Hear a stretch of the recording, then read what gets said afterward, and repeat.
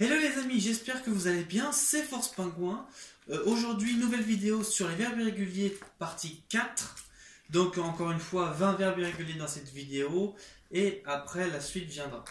Donc là, on va faire les verbes d'obtenir jusqu'à apprendre, donc 20 verbes en tout.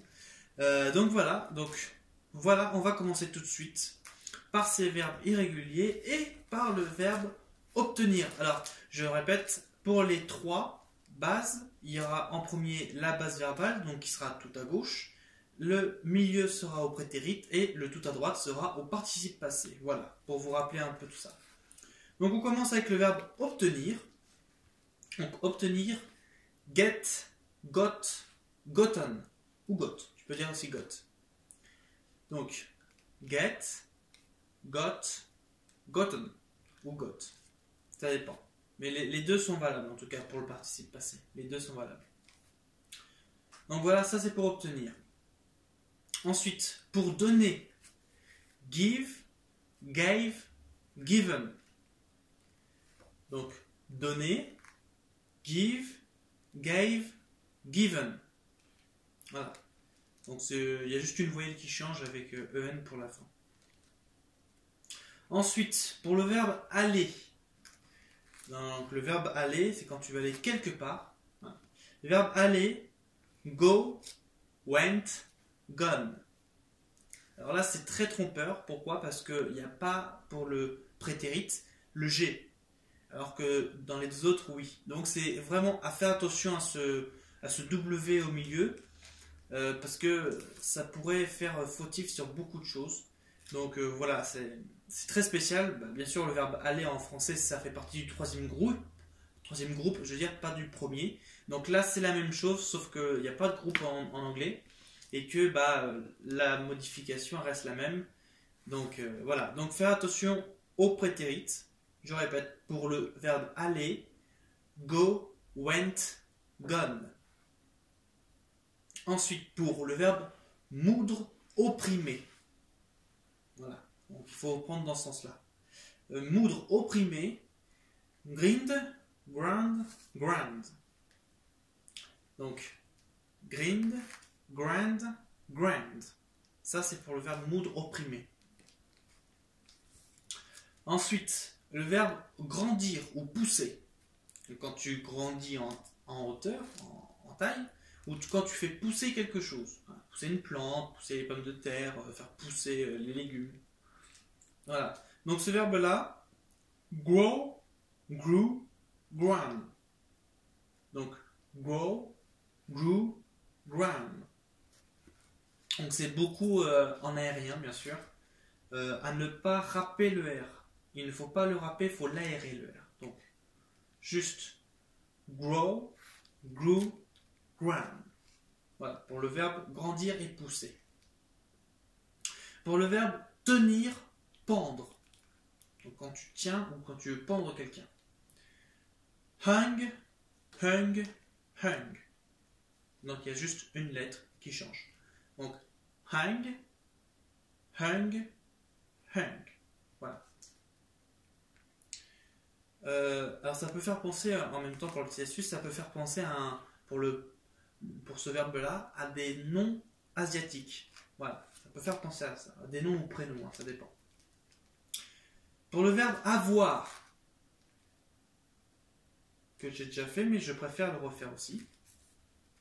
Le verbe avoir, have, had, had. Donc celle-là, je l'ai déjà fait sur la première partie. Je vous la remets ici quand même pour vous la remémoriser, au cas où si vous l'aurez oublié. Donc voilà un peu, mais voilà. Pour le verbe avoir, c'est have, had, had. Voilà. Ensuite, pour le verbe entendre, quand tu veux entendre quelque chose. Le verbe entendre, hear, heard, heard. Donc, hear, heard, heard. Le verbe entendre. Pour le verbe cacher. Alors ça va vous rappeler quelque chose en même temps, ce verbe cacher. Si vous avez lu les articles sur CLG de création et dualité, Et si vous avez fait particulièrement et vous y avez prêté attention au HH, donc pour hidden hand, donc main cachée en anglais, et ben vous allez voir que en fait ça va vous sembler très facile et ça va vous faire repenser à ça. Donc c'est une technique, c'est un repère que je peux vous donner là-dessus. Donc cacher, le verbe cacher, hid, non, excusez-moi, c'est pas hid, c'est hide, hidden. Voilà.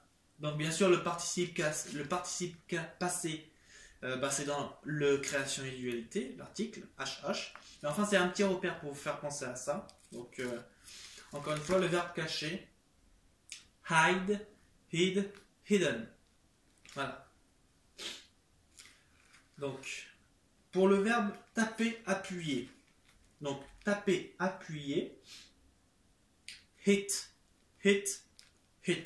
Très simple. Un mot, juste un mot pour ce verbe. Hit, soit hit. Voilà. Donc ça, c'est pour le verbe taper, appuyer.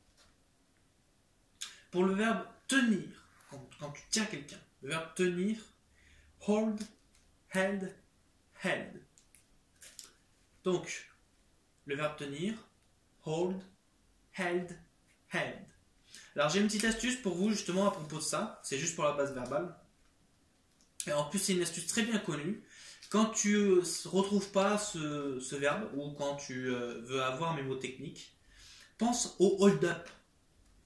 Quand il y a un hold-up. Parce que là, la base verbale, c'est ça, c'est hold. Donc, pense au hold-up, et après, ça va te revenir comme ça. Voilà. Donc, c'est une petite astuce que je peux te donner là-dessus. Ensuite, le verbe blesser. Donc, quand tu blesses quelqu'un, ou quelqu'un est blessé. Ça marche dans les deux sens. Hein. Juste encore une fois, comme l'autre, un seul mot, hurt. En gros, hurt. Voilà.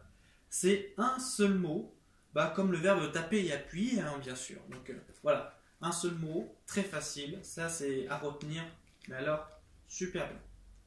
Donc ça, c'était pour le verbe blesser, hurt. Le verbe garder. Quand tu gardes quelqu'un, ou garde ton calme. D'ailleurs, ça va être l'astuce. Hein. Garder, keep, kept. Donc, garder, keep, kept. Alors, sur les t-shirts, en ce moment, je ne sais pas si vous le voyez, mais en ce moment, sur les t-shirts, il y a un mot avec une couronne au-dessus ou en dessous, ça dépend, où c'est marqué keep your calm, ou keep quelque chose, ou keep your queen, un truc comme ça. Donc voilà, si ça c'est un excellent repère. Vous mettez ça lors de votre examen d'anglais, mettons, ou lors de votre oral. Keep your calm. Et du coup, vous l'enregistrez facilement le verbe garder, du coup. Donc voilà, ça c'est le petit repère là-dessus.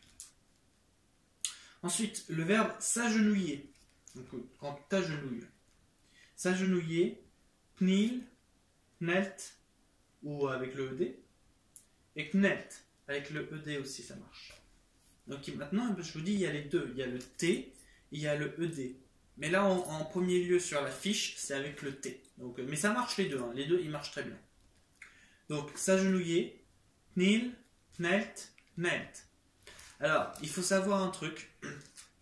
C'est que, vous l'avez vu la dernière fois avec le verbe savoir et connaître, que vous allez voir juste après, je veux dire, le K ne se prononce pas. Voilà. On pourrait dire qu'il se prononce, du coup on aurait du mal, mais en fait non, il se ne prononce pas du tout. Il est là, juste pour décorer à l'écrit, mais en fait il se ne prononce pas. Voilà.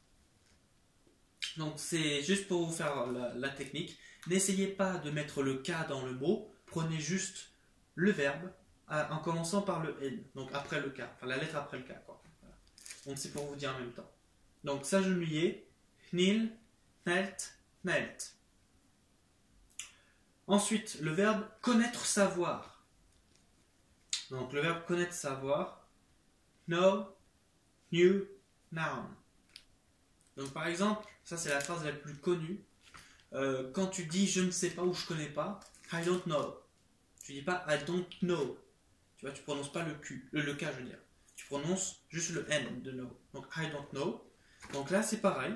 Savoir connaître, c'est know, knew, noun. Voilà, c'est la même chose. le verbe poser. Donc le verbe poser, lei, led, led. Alors, à ne pas confondre pour les prétérites et participes passés avec les led, L-E-D, à ne pas du tout confondre. Par contre, ça peut vous faire un petit repère. Voilà, ça c'est un repère. Orthographiquement, il ne faut pas confondre lei et led. Par contre, ça peut être un repère les led. Voilà. Alors maintenant, mener, guider. Mener, guider, c'est lead, led, led. Alors là, pour le coup, effectivement, comme précédemment, je vous ai dit à ne pas confondre du tout les mots. Là, effectivement, le mot led, pour le prétérit et participe passé, c'est le même mot. L-E-D. Ce que tu vois à la télé, les LED, c'est le même mot. Voilà. Donc tu retiens juste led, led, et c'est bon. Voilà. Tu as le prétérit et le participe passé de mener, guider. Tu as juste à te rappeler du verbe, de la base verbale lead, et c'est bon. Voilà. Donc, mener, guider, lead, led, led. Passons à s'incliner, se pencher. Voilà. Donc, quand tu t'inclines devant quelqu'un, quand tu te penches pour prendre quelque chose, ou quand tu te penches pour quelque chose. Lean, lint, lint. Alors, la petite astuce, c'est quoi? C'est que pour le prétérit et le participe passé, donc lint, pense au chocolat Lindt. Voilà, ça te fera un petit repère, comme ça, du coup, tu te rappelleras plus vite. Hein, les chocolats Lindt, ça parle pour tout le monde, ça. Donc voilà, et puis du coup, après, tu retires juste le T, ça donne lean. Voilà. Donc, s'incliner, se pencher, lean, lint, lint. Alors bien sûr, ça s'écrit avec un T ou ED, les deux sont valables. Ensuite, sauter, bondir. Donc, sauter, bondir, lip et lept, lipt. Donc, lip, lipt, lipt. Alors, j'ai la petite astuce, mais celle-là, il faut vraiment la retenir. Hein. C'est que tu vois les petits sachets Lipton, là. Bon, bah, tu retiens le Lipton, mais tu enlèves ON, donc ça fera limt. Voilà. Donc c'est un petit repère comme ça pour se rappeler, pour se souvenir un peu. En plus, Lipton, ça parle à peu près tout le monde. Donc, voilà, je vous donne des petits repères aussi en même temps pour vous guider, pour vous rappeler un peu. Donc, sauter, bondir, lip, lipt, lipt. Apprendre, qui est le dernier. Et oui, nous sommes déjà arrivés au dernier de la fin sur les 20 verbes. Donc, pour le dernier de la fin, le verbe apprendre. Donc, apprendre, learn, learnt, learnt. Donc, learn, learnt, learnt. Et cette fois-ci, c'est pas ED ou T, c'est que T. Cette fois-ci, c'est que T. Voilà. Donc voilà pour les amis, ces 20 verbes irréguliers dans la partie 4. Sur la prochaine vidéo, on va refaire encore 20 verbes irréguliers. Ce sera pour la partie 5. Et ainsi de suite jusqu'à la finir. Voilà. Bah écoutez, j'espère que ça vous a plu. J'espère que vous avez bien appris ou révisé tout simplement les verbes en anglais. J'espère que tout simplement ça vous a plu. N'hésitez pas à mettre dans les commentaires ce que vous en avez pensé, poser des questions, faisez vos remarques, etc. Du moment qu'elles sont constructives, j'y répondrai avec grand plaisir. Envoyez-moi un mail si vous voulez encore plus de consultations, plus de mots ou des questions, etc. N'hésitez pas à mettre un pouce bleu si vous avez aimé la vidéo et je vous remercie de vous abonner. On se dit à très vite pour une toute nouvelle vidéo de verbes irréguliers. Salut les amis et apprenez bien l'anglais. Salut!